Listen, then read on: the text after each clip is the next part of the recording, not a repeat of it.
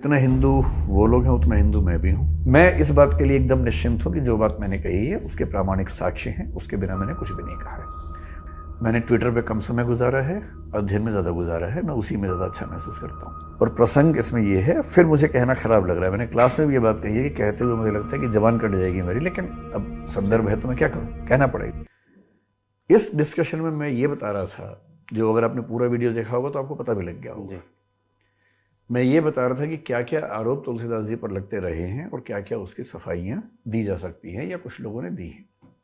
मैं आपकी तसल्ली के लिए ना वो सारे ऑथेंटिक टेक्स्ट अपने साथ लेके आ गया हूँ, ताकि मतलब पहली बात तो ये कि अगर मैंने कुछ भी कहा है, अगर मैंने मनगढ़ंत कहा है तो मैं जिम्मेदार हूँ। यदि वो टेक्स्ट में लिखा है, ग्रंथों में लिखा है, तो जिम्मेदारी मेरी नहीं बनती है।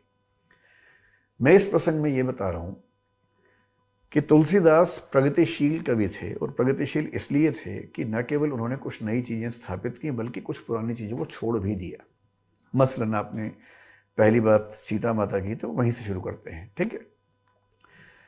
प्रसंग मैंने जो बताया वो ये है कि श्री पुरुषोत्तम अग्रवाल का एक लेख है जी। और मैंने उस लेख का संदर्भ दिया। पुरुषोत्तम अग्रवाल ऐसे वैसे अध्यापक नहीं है, वो मतलब 30-40 साल की उनकी रिसर्च है, जेएनयू के प्रोफेसर रहे हैं और साथ में यूपीएससी के मेंबर रहे हैं। तो यूपीएससी के मेंबर होने का मतलब है कि हम जनरली ये फॉलो करेंगे कि अगर उनकी कोई बात है तो उसको हम ठीक मान के चलेंगे। ये उनकी किताब है संस्कृति वर्चस्व प्रतिरोध इस नाम से। इस किताब में एक लेख है शूद्र पशु नारी, अगर आप देखना चाहें तो ये भी देख लें। और मैंने इसमें से पढ़ा था, क्योंकि मैंने संस्कृत में ना रामायण पढ़ी थी ना महाभारत पढ़ी थी, मैंने इस किताब से पढ़ा था।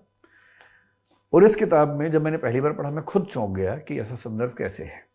और वो संदर्भ ये है, वाल्मीकि रामायण की बात है, ये किसी और रामायण की बात नहीं है, वाल्मीकि रामायण की ही बात है। उसके उत्तरकांड में प्रसंग आता है और प्रसंग इसमें ये है, फिर मुझे कहना खराब लग रहा है, मैंने क्लास में भी ये बात कही है कि कहते हुए मुझे लगता है कि जबान कट जाएगी मेरी, लेकिन अब संदर्भ है तो मैं क्या करूं, कहना पड़ेगा।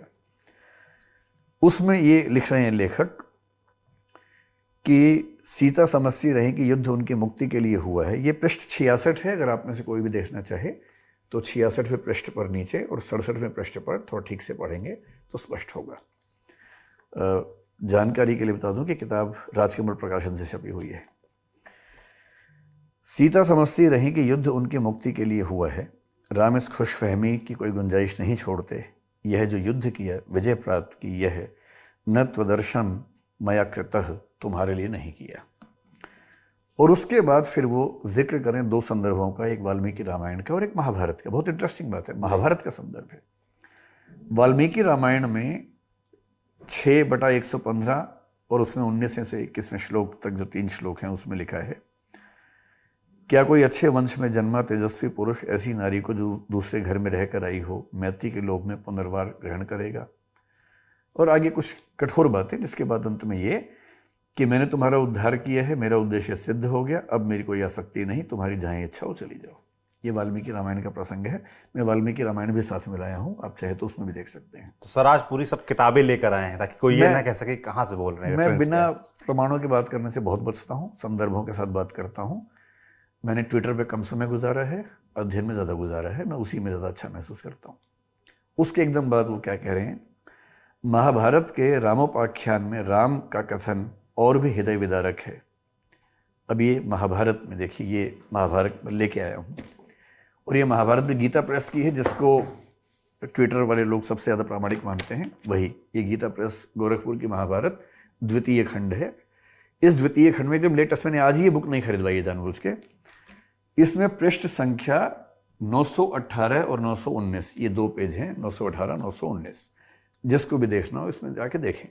और ये 291वां अध्याय है और ये अध्याय इसमें मार्कंडेय कह रहे हैं, मार्कंडेय उवाच से यहाँ से शुरू होता है। और उसका जो श्लोक नंबर 13 है, सुवृताम सुवृताम वाप्यहम त्वामद्य मैथिली नोत्सहे परिभोगाय श्वावलीढ़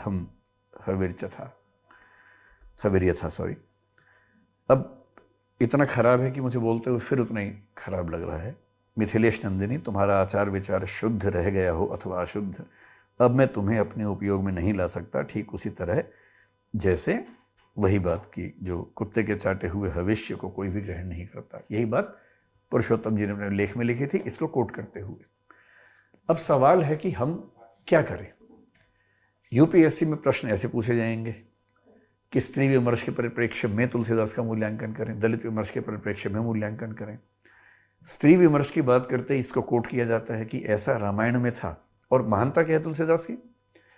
तुलसीदास जी ने रामायण के उन प्रसंगों को छोड़ दिया जो रामायण में थे और ठीक नहीं थे। सीता परित्याग, सीता के परित्याग की कहानी हर बच्चा जानता है भारत में। बहुत इंटरेस्टिंग बात है कि वो तुलसीदास की रामचरितमानस में नहीं है, वो रामायण में है, वाल्मीकि रामायण में है और उत्तर रामचरित में है, लेकिन रामचरितमानस में नहीं है। इससे तुलसीदास इस मामले में प्रगतिशील साबित होते हैं। और ये कथन महाभारत का कथन है जिसमें इस संबंध का जिक्र किया गया है। और मेरे इस वीडियो के क्लिप में आपने देखा भी होगा, मैंने जिक्र किया है कि शायद पुरुषोत्तम अग्रवाल जी ने किसी पुस्तक में इसका कोटेशन दिए है। वो ये पुस्तक आपके सामने मैं लेके आया हूँ, आपको संदर्भ देखना हो तो देख सकते हैं। ये एक डिबेट हुई, मेरे ख्याल से पहली डिबेट आप इसी की बात करना चाह रहे थे।